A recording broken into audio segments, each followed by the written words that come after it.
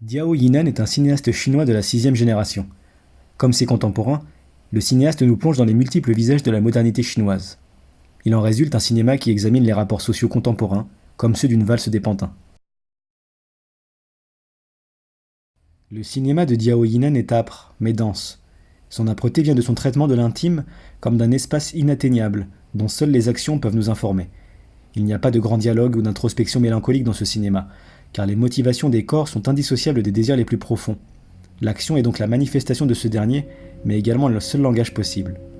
Dans Uniforme, nous ne savons pas vraiment pourquoi le jeune homme tient tant à devenir un autre. L'œuvre nous offre des pistes, mais n'en privilégie aucune. Ce pourrait être la précarité dans laquelle il vit, que l'ennui qui semble être une part non négligeable de la jeunesse des petites villes chinoises. Ce pourrait être également l'amour et le pouvoir. Peu importe, car c'est dans cette exploration que le cinéaste touche à une sorte de vérité du désir qui animerait les corps pour le meilleur et pour le pire. Les corps s'inscrivent toujours dans un décor pertinent sur la Chine contemporaine.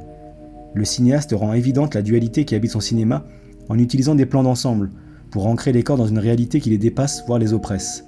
Un peu comme chez Scorsese ou chez Mizoguchi, la puissance des passions bouleverse les systèmes au point d'en révéler les contradictions et les failles. La densité qui compose l'œuvre de Diao Yinan est inhérente à la Chine contemporaine. La modernisation de la société et sa libéralisation a rendu plus complexe le mode de vie chinois. Il y a de cette complexité dans Black Coal ou dans Le Lac aux oies sauvages, quand les enjeux narratifs semblent être des nœuds qui regroupent les ambitions différentes des personnages qui ne vivent pas à la même échelle. Le cinéaste témoigne de la destruction insidieuse qu'opère la marchandisation des rapports. Diao Yinan dresse un portrait plutôt effrayant d'une société qui paradoxalement s'effrite à mesure qu'elle se développe. Dans l'univers du cinéaste, on laisse peu de place aux émotions, comme si elles ne servaient aucun but, qu'on perdait toute productivité à ressentir. Une des scènes les plus éloquentes à ce sujet reste celle où la jeune femme pleure la mort de son mari et que les policiers font preuve d'une dureté incroyable. D'amour, il n'est pas non plus question. Les rapports sont souvent glaciaux, violents ou intéressés. Plus globalement, toute cette ville se transforme en zone de non-droit, un coupe-gorge, dans lequel on peut perdre la vie pour le moindre seconde d'inattention, se faire dévaliser alors qu'on gît endormi dans un froid polaire. La violence au quotidien fatigue les personnages, qui s'embourbent tous dans une vie lassante, sans véritable but et de raison d'aller plus loin. Que ce soit au sein de l'administration ou d'un simple salon de coiffure, les gens évoluent en victimes, partout, tout le temps. De cette forêt de béton jaillit la folie, en permanence. De cette urbanité presque monstrueuse, fait ressortir les instincts primaires de tous. Même les divertissements n'existent qu'artificiellement.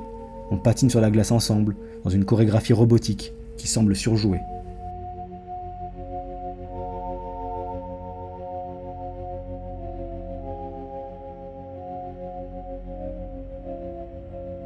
Dans Le Lac aux oies sauvages, la société que met en scène Diao Yinan est résumée à l'une de ses activités fondatrices, la chasse. Le lac, dans le monde animal, est le symbole de la paix et de l'union, du moins durant le moment de la désaltération. Il est le point de rencontre du vivant.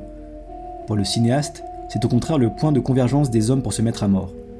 Non pas à cause de l'eau, qui est le symbole le plus évident de vie, mais à cause de l'argent, qui dans le cinéma de Diao Yinan est le symbole de conflit, voire de la mort. Ainsi, les corps sont soumis à des instincts primitifs, entre les baigneuses, qui symbolisent le sexe et la pulsion de vie, et les voyous ou policiers, qui symbolisent la destruction. Se met en place un système qui ne voit les rapports humains que comme des transactions à l'aune du nouvel ordre économique chinois. Même la violence est mise en scène comme une transaction où l'on prend ou reçoit. Les plans sont fragmentés et découpés de manière abrupte, comme si tout lien était rompu aussi bien au niveau physique et spatial qu'au niveau émotionnel et métaphysique. Il n'y a pas d'échange, pas de sentiment, pas d'humanité, pas de passion dans les corps, seulement une soif primitive et corrompue. Diao Yinan renvoie les individus à leur instabilité dans un système qui ne peut les rassasier. Les gangsters et les policiers sont en fait la même entité, qui n'œuvrent que pour le profit, comme en attestent les images miroirs des réunions des deux camps. C'est un cinéma de l'instinct où les espaces ruraux chinois fonctionnent comme des jungles, qui nous offrent des allégories d'un système où l'argent est l'alpha et l'oméga de la condition humaine. Ces images sont si incisives que les autorités chinoises ont censuré la scène où les policiers prennent une photo devant le cadavre de leur proie, comme dans un safari. La techno-jungle que dépeint Le Lac aux oies sauvages évoque évidemment le cyberpunk, que le cinéaste revendique comme influence dans la scène de track et de danse parmi les chaussures fluorescentes.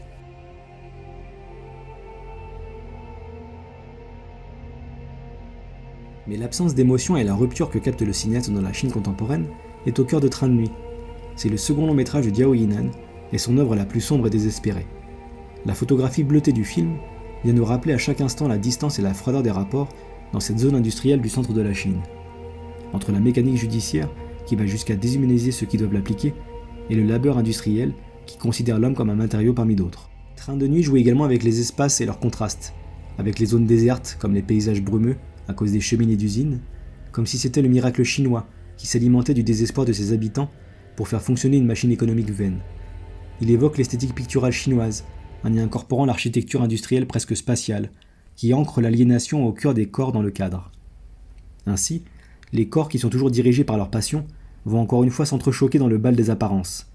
Mais dans Train de nuit, la danse est plus macabre que jamais, et l'espoir s'évapore, comme la vapeur qui emplit la pellicule.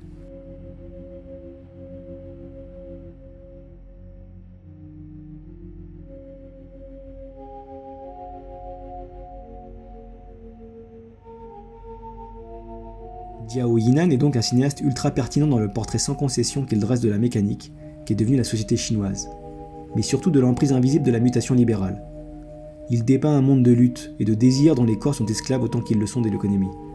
Cependant, l'explosion des passions permet chez le cinéaste chinois comme chez son ami Jia Zhangke de trouver pendant quelques instants une liberté que l'on pensait illusoire, voire de couper une bonne fois pour toutes les ficelles de la société, au point de tout perdre.